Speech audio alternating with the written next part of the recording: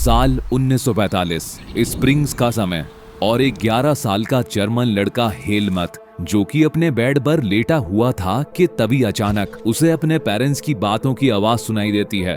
वो एक ऐसी बात सुन लेता है जिसने उसकी जिंदगी हमेशा के लिए बदल दी।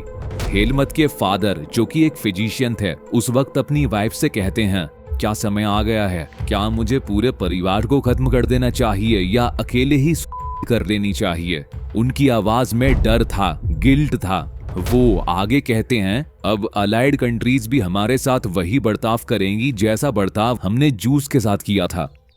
अगले दिन हेलमत के फादर उसे एक फॉरेस्ट वॉक पर लेकर जाते हैं। दोनों पुरानी बचपन की राइम्स गुनगुनाते हैं, एक साथ हंस रहे होते हैं जैसे कि सब कुछ ठीक हो। लेकिन दोस्तों, इसके कुछ ही दिनों बाद हेलमत के फादर अपने ऑफिस में खुद को गोली मारकर सुसाइड कर लेते हैं। हेलमत ने जब अपने फादर की खून से लथपथ यूनिफॉर्म फायर प्लेस में चलते देखा तो वो फ्रीज हो गया। ये इतना गहरा इम्पैक्ट था कि उसने अगले 9 सालों तक अपने घर का एक दाना तक नहीं खाया, इस डर से कि कहीं उसकी माँ उसके खाने में जहर न डाल दे। दोस्तों, शायद छोटा सा हेलमत उस वक्त पूरी कहानी नहीं समझ पाया। इसके बारे में हम आगे जानेंगे। दोस्तों, आपने कभी ना कभी हिटलर यानी एडोल्फ हिटलर का नाम जरूर सुना होगा। वो क्रूअल इंसान जो कि जर्मनी को दुनिया का सबसे ताकतवर देश बनाना चाहता था। वो पूरा का पूरा यूरोप कॉन्कर करना चाहता था, पर उसका मिशन सिर्फ पावर और सत्ता पाना नहीं था, बल्कि उसके साथ था एक पूरा आइडियोलॉजी सिस्टम, एक ऐसी सोच जो कि हिटलर के साथ ही आई और उसके अंत के साथ ही चली गई। लेकिन इस बीच उसने करोड़ों जिंदगियां तबाह कर दी। इस चैप्टर में हम उसी सोच नाजिज्म को इन डेप्थ समझेंगे कि कैसे एक देश ने अपने ही सिटीजन्स के खिलाफ एक डेडली वॉर छेड़ दी।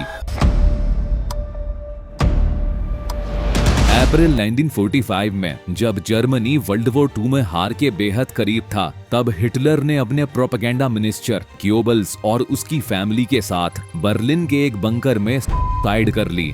और फिर कुछ ही हफ्तों बाद जर्मनी ने अलाइड कंट्रीज के सामने ऑफिशियली सरेंडर कर दिया। वॉर के बाद न्यूरमबर्ग ट्रायल्स हुए, जहां नाजी लीडर्स को ह्यूमैनिटी के खिलाफ किए गए क्राइम्स के लिए कोर्ट में लाया गया। पर आयरनी ये थी कि करोड़ों लोगों का जेनोसाइड करने के बावजूद सिर्फ 11 नाजीज को डेथ सेंटेंस दिया गया और कुछ को लाइफ इम्प्रिजनमेंट। ये सजा नाजियों द्वारा किए गए अत्याचारों के मुकाबले बेहद कम थी। दोस्तों, दरअसल नाजीज ने वर्ल्ड वॉर 2 के दौरान एक जेनोसाइडल कैंपेन चलाया था, जिसमें लगभग 60 lakh Jewish, 2 lakh gypsies, 10 lakh Polish civilians और न जाने कितने लाखों mentally and physically disabled German citizens को जिंदा मार दिया गया।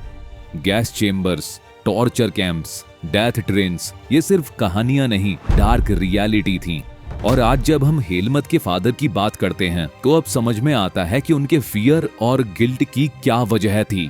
दोस्तों, दरअसल हेलमत के फादर खुद एक नाजी थे, यानी हिटलर के उस क्रूअल सिस्टम का पार्ट थे। नाजिज्म सिर्फ किसी एक इंसान का प्लान नहीं था, वो पूरी एक आइडियोलॉजी यानी विचारधारा थी। बट सवाल ये उठता है, आखिर जर्मनी जैसे देश को इस आइडियोलॉजी ने कब और कैसे अपना शिकार बनाया? आखिर ऐसा क्या हुआ था फर्स्ट वर्ल्ड वॉर के बाद? आइए समझते हैं इन डेप्थ।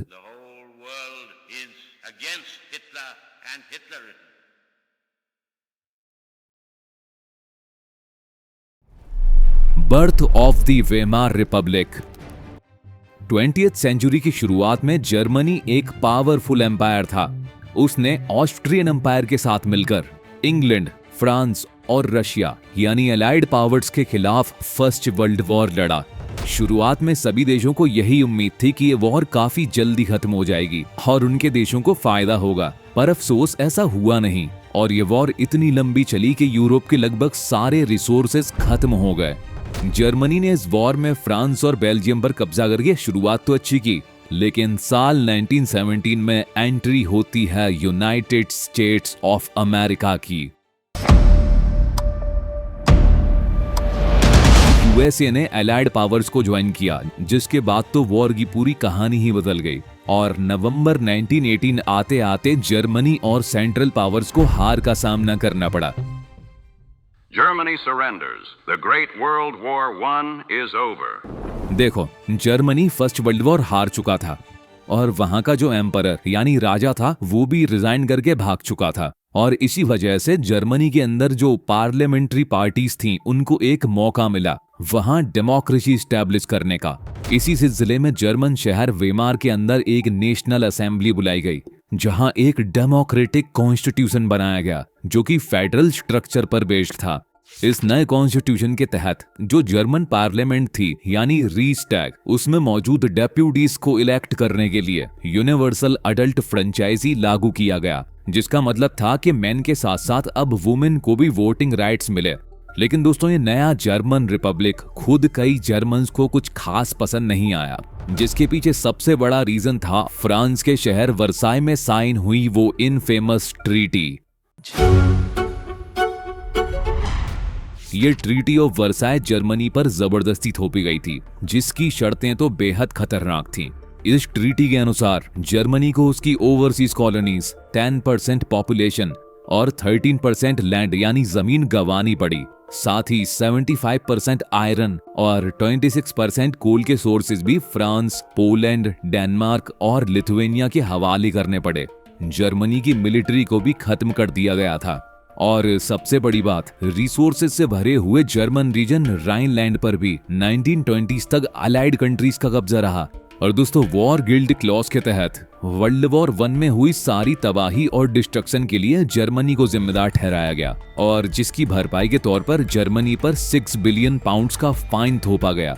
इन सब ह्यूमिलेटिंग शर्तों ने जर्मन्स को बहुत हर्ट किया और जर्मन्स ने इस बेइज्जती और डिसग्रेस का इल्जाम सीधा वेमार रिपब्लिक पर डाल दिया। The effects of the war.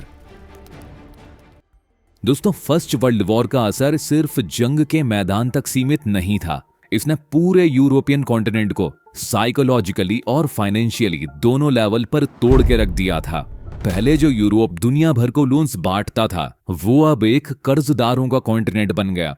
दोस्तों सबसे बड़ी आयरनी तो ये थी कि ओल्ड एम्पायर के द्वारा की गई गलतियों की सजा न्यूली फॉर्म्ड वेमार रिपब्लिक को बिना किसी वजह भुगतनी पड़ रही थी, जो कि उन गलतियों का हिस्सा भी नहीं थे। इस नए रिपब्लिक को सपोर्ट करने वाले जो लोग थे यानी कि सोशलिस्ट, डेमोक्रेट्स, कैथोलिक्स, इन लोगों का मजाक उड़ाया जाता था कंजर्वेटिव्स के द्वारा। वो इन्हें नवंबर क्रिमिनल्स कहकर इनका मजाक उड़ाते थे, क्योंकि नवंबर 1918 में ही फर्स्ट वर्ल्ड वॉर में जर्मनी की हार और उसके बाद वो infamous treaty of Versailles sign हुई थी। इस फर्स्ट वर्ल्ड वॉर का असर सिर्फ यूरोपियन इकोनॉमी पर ही नहीं बल्कि उसकी सोसाइटी और पॉलिटिक्स पर भी हुआ। जो आर्मी सोल्जर से उनको सिविलियन से ज्यादा ऑनर यानी सम्मान मिलने लगा, उन्हें हीरो बनाकर मीडिया में ग्लोरीफाई किया गया। लेकिन दोस्तों असली कहानी कुछ और थी। सोल्जर्स को अपना ज्यादातर वक्त ट्रेंचेस यानी जमीन में किए हुए गड्ढों में बिताना पड़ता था, जहां चारों तरफ डेड बॉडीज होती थी जिन पर रैट्स घूम रहे होते थे। सोचकर देखो कितना दर्दनाक और स्ट्रगलिंग रहा होगा उनके लिए ये। इसके साथ साथ उन्हें पॉइजनस गैसेस और एनिमी शेलिंग का सामना करना पड़ता था और इस सब की वजह से हजारों सोल्जर्स ने अपनी जान गंवा दी। अब दोस्तों जर्मनी के अंदर पब्लिक डिस्कोर्सेज में यानी आम जनता के बीच बातों में वॉर प्रोपेगेंडा और नेशनल ऑनर जैसे टॉपिक्स पर बातें होने लगी और यहीं से जर्मनी में एक कंजर्वेटिव डिक्टेटरशिप के लिए सपोर्ट बढ़ने लगा। जर्मन्स फ्रस्ट्रेटेड थे, गुस्सा थे, उन्हें जर्मनी की खोई हुई रिस्पेक्ट और ग्लोरी वापस चाहिए थी।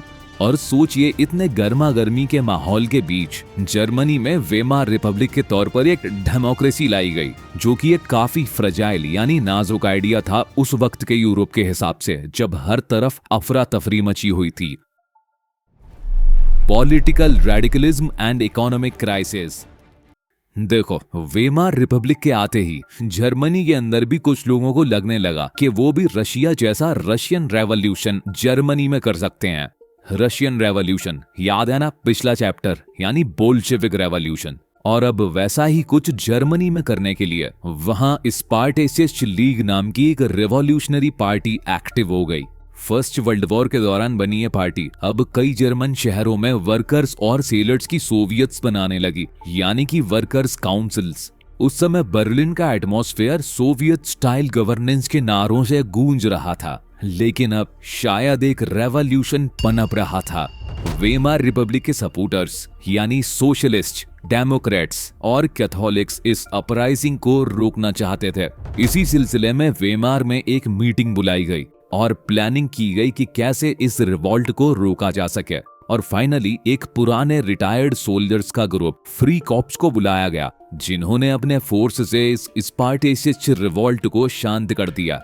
इसके बाद स्पार्टेसिस्ट लीडर्स ने एक कम्युनिस्ट पार्टी ऑफ जर्मनी बनाई और दोस्तों तब से कम्युनिस्ट और सोशलिस्ट के बीच दुश्मनी शुरू हो गई।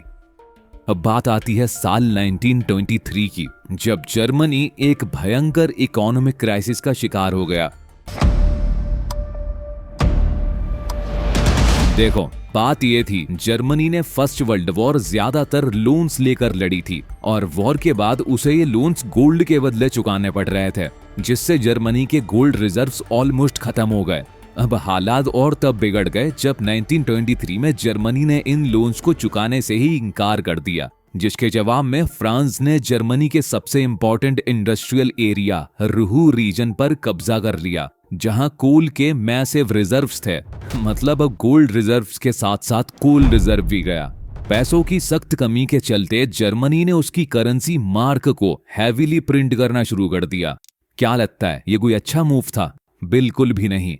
जब मार्केट में करेंसी की इतनी ज्यादा सप्लाई हो गई तो उसकी वैल्यू भी बेहद तेजी से नीचे गिरने लगी। जहां अप्रैल 1923 में एक यूएस डॉलर की कीमत 24,000 मार्क्स थी, जो कि दिसंबर तक बढ़कर इतनी हो गई 9,88,60,000 मार्क्स हो गई। हाइपर इन्फ्लेशन इतनी ज्यादा थी कि लोग सिर्फ एक ब्रेड खरीदने के लिए ठेले भरकर करेंसी नोट्स ले जाते थे। दोस्तों, जर्मनी की ये हालत देखकर दुनिया भर के देशों में थोड़ी सिंपैथी जागी और उसको इस क्राइसिस से निकालने के लिए यूएसए आगे आया। अमेरिका ने एक दावेस प्लान इंट्रोड्यूस किया, जिसने लोन रीपेमेंट्स की शर्तों को जर्मनी के लिए थोड़ा इजी बनाया ताकि उसका इकोनॉमिक बर्डन थोड़ा कम हो सके। The years of depression. दोस्तों, साल 1924 से 1928 के बीच जर्मनी में थोड़ी स्टेबिलिटी देखने को मिली, लेकिन मानो ये स्टेबिलिटी किसी रेत के ढेर के ऊपर खड़ी थी। मैं ऐसा क्यों कह रहा हूं?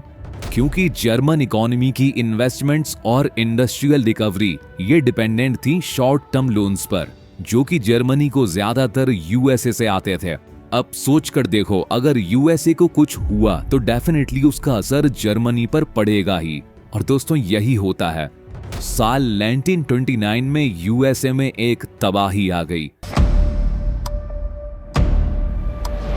अमेरिका का वॉल स्ट्रीट एक्सचेंज यानी शेयर मार्केट अचानक क्रैश कर गया। शेयर्स की गिरती कीमतें देखकर अमेरिकन घबरा गए और बस फिर क्या था।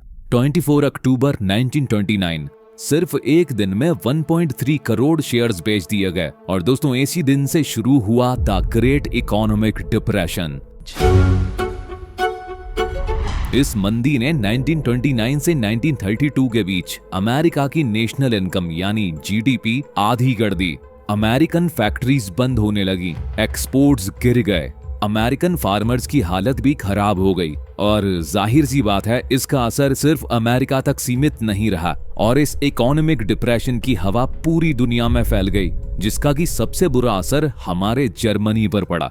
1932 तक जर्मनी का इंडस्ट्रियल प्रोडक्शन 1929 के मुकाबले 40% तक गिर गया। करोड़ों जर्मन्स अपनी जॉब्स खो बैठे या फिर उनकी वेजेस या सैलरी बेहद कम हो गई।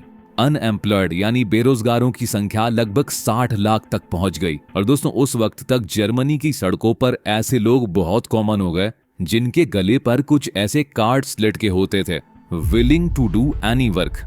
देखो, अब जॉब्स तो थी नहीं, इसलिए जो जर्मनी का अनएम्प्लॉयड यूथ था वो अक्सर गलियों के कॉर्नर्स पर बैठकर अपना समय गुजारते थे। कुछ कार्ड्स गेम खेलते थे तो कुछ मजबूरी में क्रिमिनल एक्टिविटीज में इन्वॉल्व हो गए। मिडिल क्लास लोगों की सेविंग्स भी गिरती हुई करेंसी के साथ खत्म होने लगी। स्मॉल बिजनेसमैन, रिटेलर्स और सेल्फ एम्प्लॉयड लोग भी बर्बाद हो गए। इन सब में एक डर बैठ गया था प्रोलेटराइजेशन का, यानी कहीं वो भी मजदूर या बेरोजगार ना बन जाएं। ऐसा डर उनके अंदर बस गया था।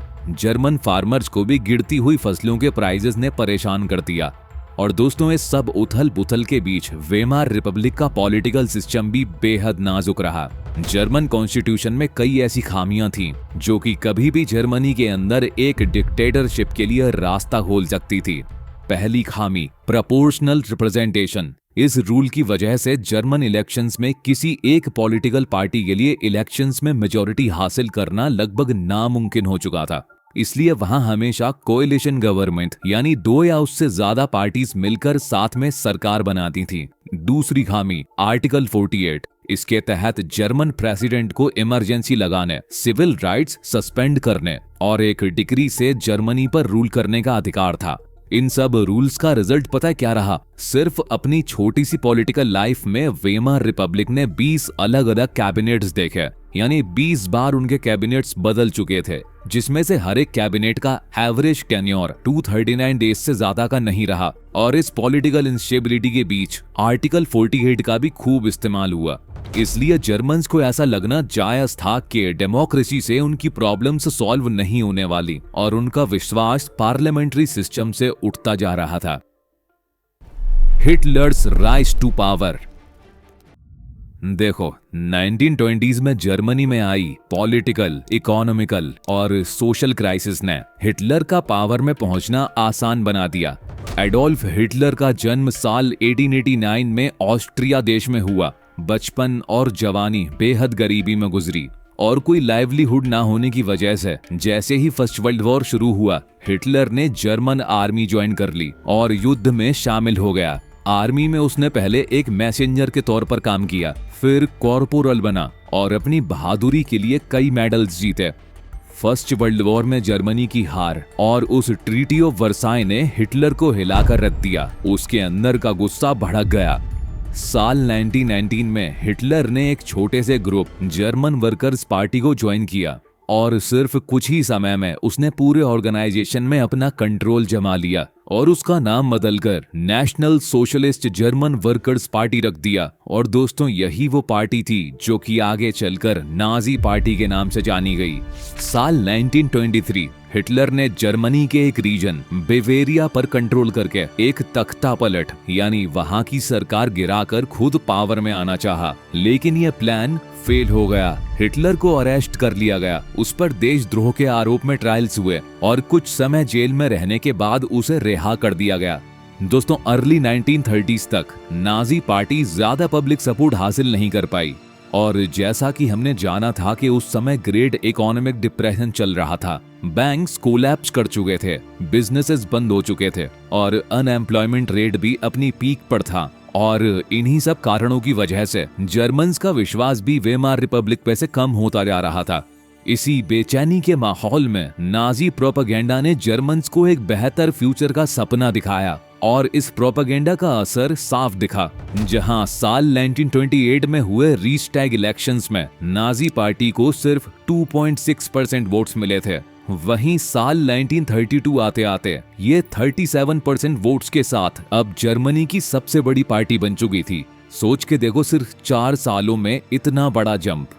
दोस्तों, हिटलर एक जबरदस्त स्पीकर था। वो जर्मनी को एक स्ट्रॉन्ग नेशन बनाने, ट्रीटी ऑफ वर्साई का बदला लेने और देश की खोई हुई डिग्निटी वापस दिलाने जैसे वादे करता था। उसने अनएम्प्लॉयमेंट खत्म करने, यूथ को सेफ फ्यूचर देने और जर्मनी के ऊपर से सारे फॉरेन इन्फ्लुएंसेस हटाने का भी वादा किया। मतलब उसने लगभग सारी समस्याओं को सुलझाने का भरोसा दिया। दोस्तों, हिटलर ने पॉलिटिक्स को एक नई स्टाइल दी। रिचुअल्स और स्पेक्टेकल्स का इस्तेमाल करके मास मोबिलाइजेशन किया। नाजीज ने मैसिव रैलीज और पब्लिक मीटिंग्स ऑर्गेनाइज की, जहां रेड बैनर्स पर स्वास्तिक सिंबल होता था। नाजी सैल्यूट और स्पीचेस खत्म होने के बाद एक खास अंदाज में तालियों की गड़गड़ाहट, ये सब एक यूनिटी और पावर का विजुअल ड्रामा क्रिएट करते थे। नाजी प्रोपेगेंडा ने हिटलर को एक मसीहा, एक सेवियर के रूप में प्रेजेंट किया, एक ऐसा लीडर जो कि जर्मनी को ह्यूमिलेशन और क्राइसिस से उभारने के लिए भेजा गया हो। परेशान, डेस्परेट और होपलेस जर्मन सिटीजन्स के लिए हिटलर सिर्फ एक पॉलिटिकल लीडर नहीं बल्कि उनकी एक आखिरी उम्मीद बन गया था। The destruction of democracy. 30 January 1933 Germany के प्रेसिडेंट हिंडनबर्ग ने एडोल्फ हिटलर को जर्मनी का चांसलर बनने का ऑफर दिया। ये कैबिनेट का सबसे पावरफुल पद था। हिटलर ने इसे दोनों हाथों से एक्सेप्ट कर लिया। बाय द वे, उस वक्त तक नाजियों ने कंजर्वेटिव ग्रुप्स को अपने सपोर्ट में ऑलरेडी कर लिया था। पावर में आते ही हिटलर ने अपने इरादे साफ कर दिया। उसका गोल था जर्मनी से डेमोक्रेसी खत्म करके एक डिक्टेटरशिप स्टैब्लिश करना, और उसके इस सपने को एक अनएक्सपेक्टेड इंसिडेंट ने और तेज कर दिया। फरवरी 1933 जर्मन पार्लियामेंट बिल्डिंग यानी रीस्टैग में एक मिस्टीरियस आग लग गई और हिटलर ने इस इंसिडेंट को अपने पॉलिटिकल मूव्स जस्टिफाई करने का एक मौका बना लिया। 28 फरवरी 1933 को एक फायर डिक्री पास हुई जिसने फ्रीडम ऑफ स्पीच, प्रेस और असेंबली जैसे बेसिक राइट्स सस्पेंड कर दिए। इसके बाद हिटलर ने उसके सबसे बड़े दुश्मन कम्युनिस्ट पर वॉर छेड़ दी। ज्यादातर कम्युनिस्ट लोगों को रातों रात बनाए गए कंसंट्रेशन कैंप्स में भेज दिया गया। डसलडॉर्फ, एक छोटा सा जर्मन शहर जिसमें लगभग 5 लाख लोग रहते थे, वहां टोटल 6,808 अरेस्ट रिकॉर्ड किए गए, जिसमें से 1440 अरेस्ट तो सिर्फ कम्युनिस्ट लोगों के थे। लेकिन दोस्तों, कम्युनिस्ट सिर्फ एक कैटेगरी थी। नाजियों ने 52 अलग अलग टाइप्स के लोगों को टारगेट बनाया। 3 मार्च 1933 हिस्टोरिक द इनेबलिंग एक्ट पास होता है। ये एक टर्निंग पॉइंट था। इस एक्ट के पास होने के बाद जर्मनी ऑफिशियली अब डेमोक्रेसी से एक डिक्टेटरशिप बन चुकी थी। जर्मन पार्लियामेंट को साइड कर दिया गया और हिटलर को बिना किसी रोक टोक रूल बाय डिक्री का अधिकार मिल गया। वो जो चाहे वो कर सकता था, सिर्फ एक डिक्री पास करके। सारी पॉलिटिकल पार्टीज और ट्रेड यूनियंस को बैन कर दिया गया। सिर्फ नाजी पार्टी और उसके सपोर्टर्स बचे रहे। अब दोस्तों, जर्मनी की इकोनॉमी, मीडिया, आर्मी और जुडिशियरी पर पूरा कंट्रोल एडोल्फ हिटलर के हाथों में था। नाजीज ने पूरी जर्मन सोसाइटी को अपने तरीके से चलाने के लिए स्पेशल सर्विलेंस और सिक्योरिटी फोर्सेस बनाई। पहले से मौजूद ग्रीन यूनिफॉर्म वाली पुलिस और स्टॉर्म ट्रूपर्स के अलावा अब 3 और नई खतरनाक फोर्सेस बनाई गई। पहली गेस्तापो यानी सीक्रेट स्टेट पुलिस, दूसरी एसएस यानी प्रोटेक्शन स्क्वाड्स, तीसरी एसडी यानी सिक्योरिटी सर्विस। इन फोर्सेस के पास एक्स्ट्रा कॉन्स्टिट्यूशनल पावर्स थी, यानी कॉन्स्टिट्यूशन से बढ़कर। यही वजह थी कि अब नाजी जर्मनी को दुनिया का सबसे खूंखार क्रिमिनल स्टेट कहा जाने लगा। लोगों को गेस्तापो टॉर्चर चैम्बर्स में भेजा जाता, बिना किसी ट्रायल के अरेस्ट किया जाता या सीधा कंसंट्रेशन कैंप्स में डाल दिया जाता। हिटलर के कंट्रोल वाला जर्मनी अब एक पुलिस स्टेट बन चुका था। रिकंस्ट्रक्शन। दोस्तों, ग्रेट डिप्रेशन के बाद जर्मनी की इकोनॉमी बिल्कुल तबाह हो चुकी थी। हिटलर ने देश को इस हालात से बाहर निकालने का जिम्मा एक इकोनॉमिस्ट जालमार सैक्ट को दिया। सैक्ट का पहला कदम था एक government funded work creation program शुरू करना, जिसका की एम था फुल एम्प्लॉयमेंट और फुल प्रोडक्शन। जो लोग अनएम्प्लॉयड हैं उन्हें जॉब्स दी जाए और फिर वो अपनी पूरी कैपेसिटी और पोटेंशियल से काम करें। और दोस्तों, फेमस सुपर जर्मन हाईवेज और world wide famous car company Volkswagen का आइडिया भी इसी प्रोजेक्ट की देन था। फॉरेन पॉलिसी में भी हिटलर ने काफी तेजी से सक्सेस हासिल की। उसने साल 1933 में जर्मनी को लीग ऑफ नेशंस से बाहर कर लिया, जो कि उस समय एक इंटरनेशनल ऑर्गेनाइजेशन थी, जैसे कि आज यूनाइटेड नेशन है। अब दोस्तों, साल 1936 में हिटलर ने गवाए हुए राइनलैंड पर दोबारा कब्जा कर लिया, जहां फर्स्ट वर्ल्ड वॉर के बाद से ही फ्रांस का कंट्रोल था। और तो और साल 1938 में one people one empire one leader के स्लोगन के साथ उसने पूरे ऑस्ट्रिया देश को ही जर्मनी में शामिल कर लिया। इसके बाद उसने चेकोस्लोवाकिया के जर्मन स्पीकिंग इलाके सुदेंटेनलैंड पर भी कब्जा कर लिया और फिर पूरे चेकोस्लोवाकिया पर कंट्रोल ले लिया। और दोस्तों, इस सब के दौरान हिटलर को इंग्लैंड का पूरा सपोर्ट मिलता रहा, क्योंकि इंग्लैंड को ऐसा लगता था कि जर्मनी के लिए वो ट्रीटी ऑफ वर्साई बहुत ज्यादा हार्श थी, यानी बहुत ही ज्यादा सख्त थी। अब दोस्तों हिटलर सिर्फ यहीं तक नहीं रुका। जब इकोनॉमिस्ट शैक्ट ने हिटलर को सलाह दी कि वो आर्मी और वेपन्स पर ज्यादा पैसे खर्च ना करे क्योंकि जर्मनी का गवर्नमेंट बजट अभी भी लॉस में था, पर हिटलर ने उसकी एक नहीं सुनी बल्कि शैक्ट को ही उसके पोस्ट से हटा दिया। और अब हिटलर ने जर्मनी को इकोनॉमिक क्राइसिस से बाहर निकालने के लिए वॉर यानी युद्ध का रास्ता चुना। उसका प्लान था कि दूसरे देशों पर कब्जा करके उनके रिसोर्सेज लूटे जाएं। सितंबर 1939 हिटलर ने अचानक पोलैंड पर हमला कर दिया, जिससे फ्रांस और इंग्लैंड के साथ भी जर्मनी की वॉर शुरू हो गई। और दोस्तों यही सेकेंड वर्ल्ड वॉर की शुरुआत थी। सितंबर 1940 में जर्मनी, इटली और जापान ने मिलकर ट्राइपार्टाइट पैक्ट साइन किया और यही तीनों देश मिलकर वर्ल्ड वॉर 2 की एक्सिस पावर्स कहलाए, जिनके सामने थे अलाइड पावर्स जिसमें यूनाइटेड किंगडम, यूएसए, यूएसएसआर और फ्रांस शामिल थे। साल 1940 के अंत तक हिटलर अपने पावर की पीक पर था और अब उसका ध्यान ईस्टर्न यूरोप को जीतने पर था। जून 1941 हिटलर ने सोवियत यूनियन यानी यूएसएसआर पर हमला कर दिया, जो कि उसकी सबसे बड़ी गलती साबित हुई। इस हमले के बाद जर्मनी हर तरफ से गिर गया। वेस्टर्न फ्रंट पर ब्रिटिश एयरफोर्स की बॉम्बिंग और ईस्टर्न फ्रंट पर powerful Soviet red army. Stalingrad में हुई लड़ाई में जर्मनी को भारी हार का सामना करना पड़ा। सोवियत आर्मी ने जर्मन आर्मी को दूर तक खदेड़ा, इतना कि सोवियत आर्मी जर्मन शहर बर्लिन के सेंटर तक जा पहुंची। दोस्तों इस सब के बीच अमेरिका इस वॉर से दूर रहने की कोशिश कर रहा था, क्योंकि वो फर्स्ट वर्ल्ड वॉर के बाद आई इकोनॉमिक क्राइसिस को फिर से नहीं झेलना चाहता था। लेकिन जापान ने उसे वॉर में कूदने पर मजबूर कर दिया। दरअसल हुआ ये, वॉर के दौरान जापान ने फ्रेंच इंडो चाइना पर कब्जा कर लिया था और फिर जब अचानक जापान ने हवाई आइलैंड्स पर मौजूद US military base Pearl Harbor पर अटैक किया, तो अमेरिका भी युद्ध में कूद पड़ा। You want war, I will give you war. America ने जवाब में जापान के शहर हिरोशिमा और नागासाकी पर न्यूक्लियर बॉम्ब्स बरसाए और मई 1945 में हिटलर की हार और जापान पर न्यूक्लियर अटैक के साथ ये सेकेंड वर्ल्ड वॉर खत्म हुआ, जिसमें अलाइड पावर्स की जीत हुई। The Nazi world view. Nazis की सोच एक सिंपल सी बात पर अड़ी हुई थी कि सभी लोग बराबर नहीं होते, बल्कि सभी के बीच एक रेशियल हायरार्की होती है और इस हायरार्की के टॉप पर होते थे blond blue eyed Nordic German Aryans, जिन्हें उनके अनुसार सबसे प्योर और सुपीरियर माना जाता था। और इस हायरार्की के बिल्कुल नीचे आते थे जूइश, जिन्हें नाजीज एक एंटी रेस और आर्यंस के आर्क एनिमीज के तौर पर देखते थे।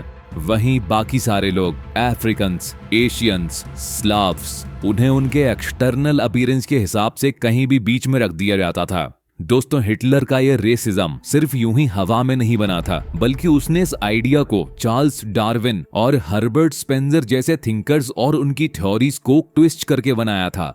डार्विन एक नेचुरल साइंटिस्ट थे, जिन्होंने एवोल्यूशन और नेचुरल सिलेक्शन जैसा कॉन्सेप्ट दिया था, जिसके अनुसार नेचर अपने आप डिसाइड करती है कि कौन सरवाइव करेगा और कौन नहीं।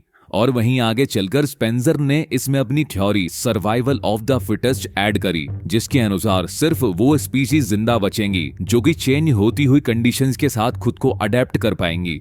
लेकिन दोस्तों इंपॉर्टेंट बात ये थी कि डार्विन ने ऐसा कभी नहीं कहा था कि इंसान खुद से किसी स्पीशीज या वीकर रेस को खत्म करे। ऐसा डार्विन ने कभी नहीं कहा, बल्कि उनके अनुसार तो नेचुरल सिलेक्शन एक नेचुरल प्रोसेस था। लेकिन नाजीज ने इस कॉन्सेप्ट को तोड़ मरोड़ कर अपना जस्टिफिकेशन बना लिया कि स्ट्रॉन्गेस्ट रेसेस ही सरवाइव करेंगी और वीकर रेसेस को खत्म कर देना चाहिए। और नाजीज के हिसाब से आर्यंस सबसे फाइनेस्ट रेस थी, जिनका काम है दुनिया पर डोमिनेट करना और ज्यूज जैसे कई और वीकर रेसेस को खत्म कर देना। हिटलर की इस बकवास आइडियोलॉजी का दूसरा बड़ा हिस्सा था लेबेंसरॉम यानी लिविंग स्पेस। हिटलर कहता था कि जर्मनी को ज्यादा से ज्यादा टेरिटरीज कैप्चर करनी चाहिए ताकि जर्मन पॉपुलेशन वहां जाके बस सके। यानी उसके हिसाब से जो स्ट्रॉन्गेस्ट जर्मन रेसेस थी वो वैसी जर्मन पॉपुलेशन वहां जाके बस सके और वहां के रिसोर्सेज और पावर पर अपना कब्जा कर सके। दोस्तों इसका प्लान था जर्मनी की बाउंड्रीज को ईस्टर्न यूरोप तक एक्सपेंड करना और सभी प्योर जर्मन्स को एक जगह कंसंट्रेट करना। हिटलर के लिए पोलैंड एक टेस्टिंग ग्राउंड बन चुका था, जहां से ये एक्सपेंशन का एक्सपेरिमेंट शुरू हुआ। Establishment of the racial state. दोस्तों, पावर में आते ही नाजीज ने अपना मकसद पूरा करना शुरू कर दिया, एक एक्सक्लूसिव रेशियल कम्युनिटी बनाने का, जिसमें सिर्फ pure and healthy Nordic Aryans होंगे, क्योंकि उनके हिसाब से बस यही लोग डिजायरेबल थे, बाकी सब अनडिजायरेबल। इस आइडियोलॉजी का मतलब ये था कि खुद वो जर्मन सिटीजन्स भी, जो कि नाजीज द्वारा एबनॉर्मल या इम्प्योर माने गए, उन्हें भी जिंदा रहने का कोई हक नहीं था। और इसलिए हिटलर ने यूथनेशिया प्रोग्राम के अंडर लाखों जर्मन सिटीजन्स, जो कि नाजीज की नजरों में मेंटली या फिजिकली अनफिट थे, उनको खत्म कर दिया गया।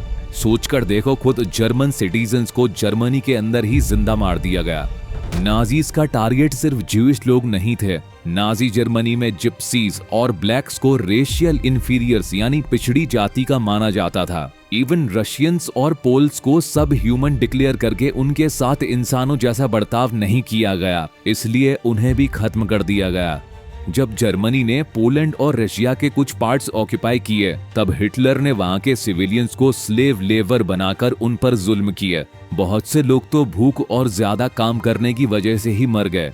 लेकिन दोस्तों, नाजी जर्मनी में सबसे बुरा हाल ज्यूइश का हुआ।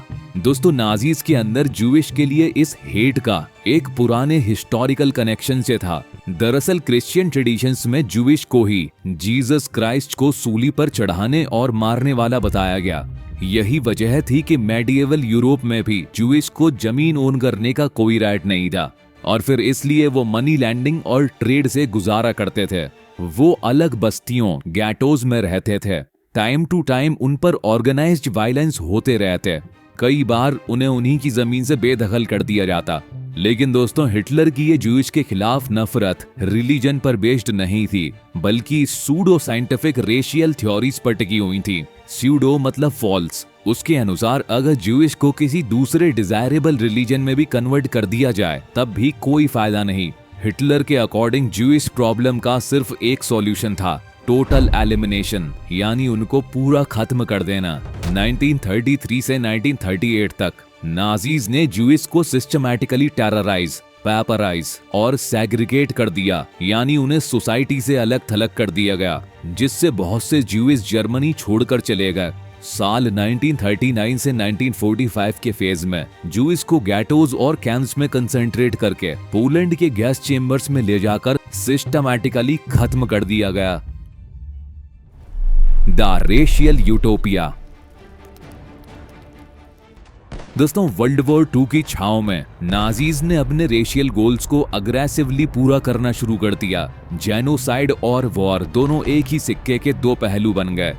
कब्जाए गए पोलैंड के ज्यादातर हिस्से तोड़कर डिवाइड कर दिए गए। नॉर्थ वेस्टर्न पोलैंड को जर्मनी में शामिल कर लिया गया और वहां पहले से रह रहे पोलिश लोगों को उनके घर जमीन छोड़कर निकाले जाने पर मजबूर किया गया, ताकि उनकी जगह वहां प्योर जर्मन सेटल हो सकें। और बाद में बचे पोलिश लोगों को कैटल यानी भेड़ बकरियों की तरह एक अलग एरिया जनरल गवर्नमेंट भेजा गया, जहां सभी अनडिजायरेबल्स लोगों को एक साथ कंसंट्रेट किया जाता था। पोलिश टीचर्स, डॉक्टर्स और अपर क्लास लीडर्स को बड़े पैमाने पर खत्म किया गया, ताकि जो बचे हुए पोलिश लोग रह जाएं, वो इंटेलेक्चुअली और स्पिरिचुअली काफी वीक हो जाए। सोचकर देखो किस लेवल का आतंक मच रहा था।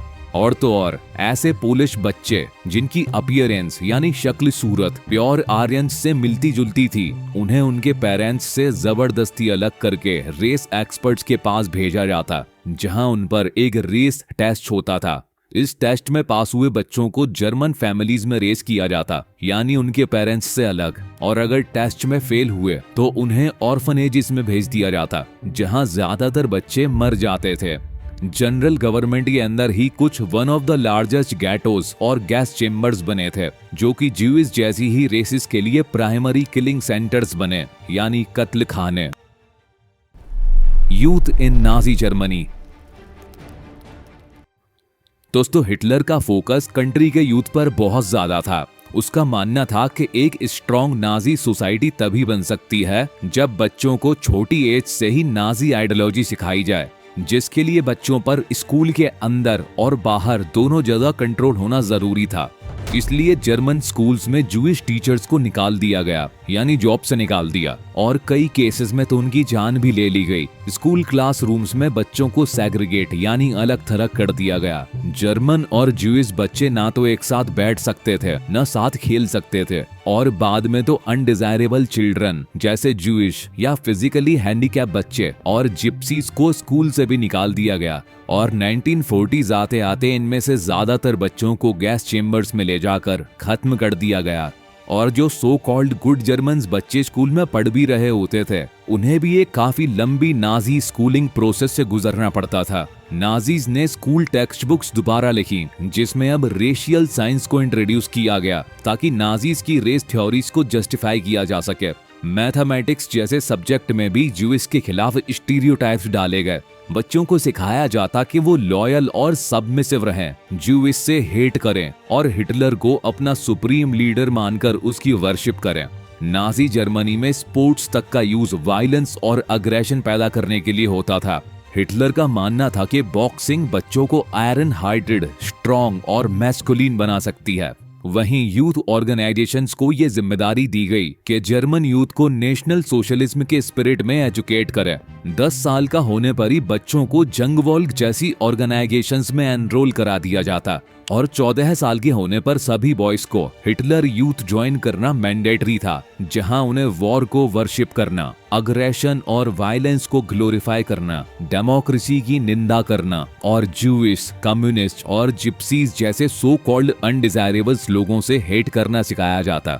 इतनी टॉक्सिक आइडियोलॉजिकल और फिजिकल ट्रेनिंग के बाद लगभग 18 साल की एज में यूथ को लेबर सर्विस में भेजा जाता था, जिसके बाद उन्हें आर्मी में सर्व करना होता था और नाजी ऑर्गेनाइजेशंस का हिस्सा बनना पड़ता था। साल 1922 में फॉर्म हुई youth league of the Nazis, जिसका नाम 4 साल बाद हिटलर यूथ रखा गया, और साल 1933 के बाद देश के यूथ मूवमेंट्स को यूनिफाई करने के लिए इस ऑर्गेनाइजेशन को छोड़कर बाकी सारी यूथ ऑर्गेनाइजेशंस को सिस्टमैटिकली डिसॉल्व और बैन कर दिया गया।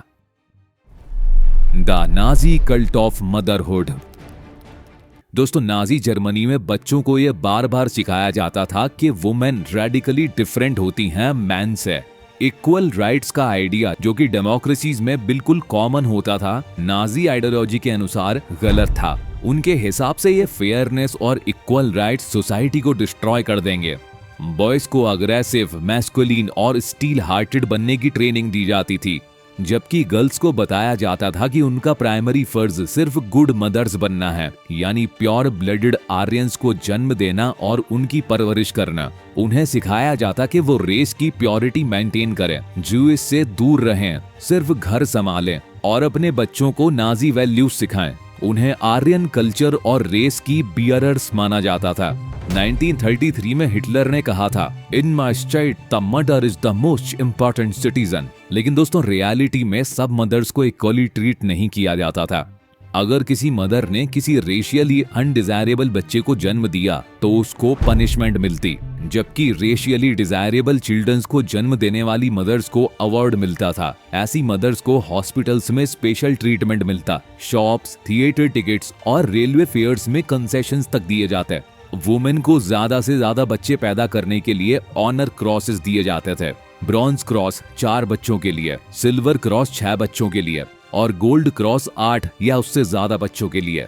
जो आर्यन वुमेन इन रूल्स को वायलेट करती, उन्हें पब्लिकली पनिश किया जाता, और अगर किसी आर्यन वुमेन का कांटेक्ट ज्यूइश, पोल्स या रशियंस से होता तो उनका सर शेव, फेस काला और गले में कार्ड लटकाकर पूरे टाउन में घुमाया जाता, जिस पर लिखा होता था, I have sullied the honour of the nation, यानी मैंने राष्ट्र के सम्मान को ठेस पहुंचाई है। कई वुमेन को जेल भेजा गया और अक्सर उन्हें उनके हस्बैंड और फैमिली से अलग कर दिया जाता था। The Art of Propaganda। दोस्तों, नाजी लोगों ने अपने रूल के दौरान लैंग्वेज और मीडिया को एक पावरफुल वेपन बना लिया।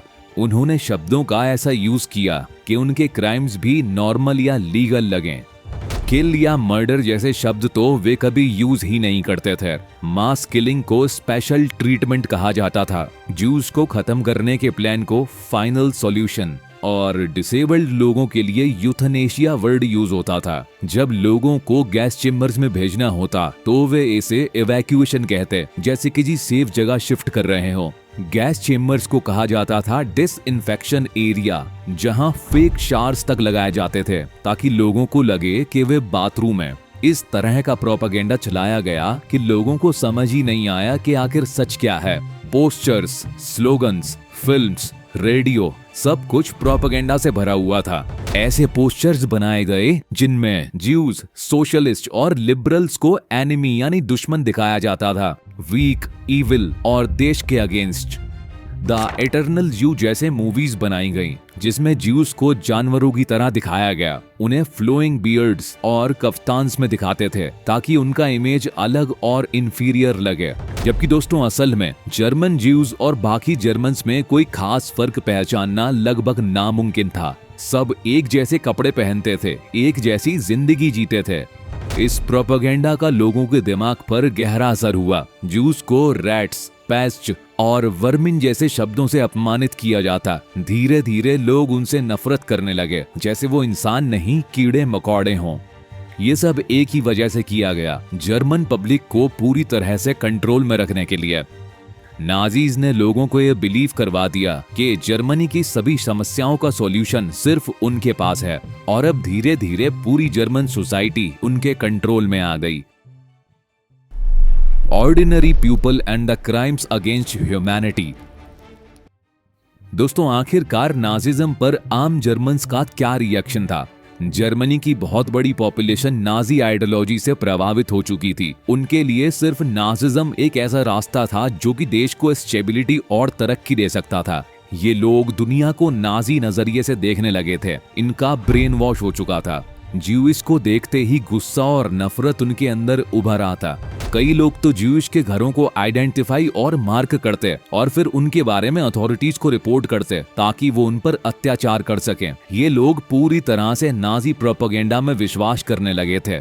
लेकिन दोस्तों हर जर्मन सिटीजन नाजी नहीं था। कुछ लोगों ने बिना डरे इसका विरोध किया और हिटलर के अगेंस्ट खड़े हुए, फिर चाहे उन्हें इसके लिए मौत तक का सामना क्यों ना करना पड़ा हो। वो झुके और डरे नहीं, लेकिन फिर भी मेजॉरिटी लोग पैसिव स्पेक्टेटर्स बने रहे, खामोश, डरे हुए और प्रोटेस्ट करने से कतराते हुए। पेस्चर मार्टिन, जो कि नाजिज्म के खिलाफ लड़ रहे थे, उन्होंने लोगों की इस खामोशी पर एक दिल छू देने वाली बात कही। First they came for the communist. मैं कम्युनिस्ट नहीं था, मैंने कुछ नहीं कहा। फिर वो सोशल डेमोक्रेट्स के लिए आए। मैं सोशल डेमोक्रेट नहीं था, मैंने कुछ नहीं किया। फिर वो ट्रेड यूनियनिस्ट के लिए आए। मैं ट्रेड यूनियनिस्ट नहीं था, मैंने कुछ नहीं किया। फिर वो ज्यूइश के लिए आए। मैं ज्यूइश नहीं था, मैंने कुछ नहीं किया। और जब वो मेरे लिए आए तब कोई बचा ही नहीं जो मेरे लिए खड़ा हो सके। शार्लेट बेराड, एक जूइश वुमेन, ने चुपके से जूइश लोगों के ड्रीम अपनी डायरी में लिखे और बाद में उन्होंने इस डायरी को एक किताब के रूप में पब्लिश किया जिसका नाम था the third rig of dreams. इस किताब में उन्होंने बताया कि कैसे लगातार चलने वाले प्रोपेगेंडा की वजह से खुद ज्यूइश भी नाजी स्टीरियोटाइप्स पर विश्वास करने लगे, यानी उन्हें सेल्फ डाउट होने लगा। वो अपने आप को ही बुरा समझने लगे। सपनों में वो अपनी hooked nose, black hair, Jewish looks और चाल चलन देखते।